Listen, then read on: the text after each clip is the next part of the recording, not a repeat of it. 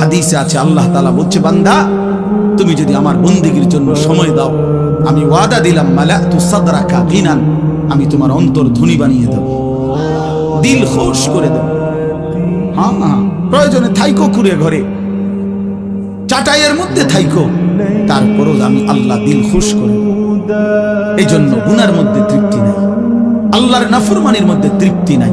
সবাই ছেলেরা, ভাইয়া, অনেক ছেলে মাশাআল্লাহ, অনেক নওজোয়ান। প্রিয় ভাই, তুমি ফিরে আসো, তুমি নামাজ পড়ো, তুমি আল্লাহকে রাজি করো। মোবাইলের আড্ডা, জুয়ার আড্ডা, নারীর আড্ডা ছেড়ে দাও। যে চাহিদা আল্লাহ দিছেন, আমি প্রতিদিন বলি ভাই, এ বলতে বলতে ক্লান্ত হয়ে গেছে। যে চাহিদা আল্লাহ দিছেন, সে চাহিদা পূরণের ব্যবস্থাও আল্লাহ রাখছেন।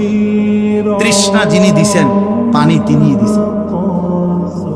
যিনি ক্ষুধা, খাবারের চাহিদা দিয়েছেন, তিনি হালাল খাবারের ব্যবস্থাও রাখছেন। ঠিক লজ্জাস্থানের যে চাহিদা, এটা আল্লাহ তাআলাই দিয়েছেন, সেটা পূরণের জন্য হালাল স্ত্রী আল্লাহই ব্যবস্থা রাখছেন।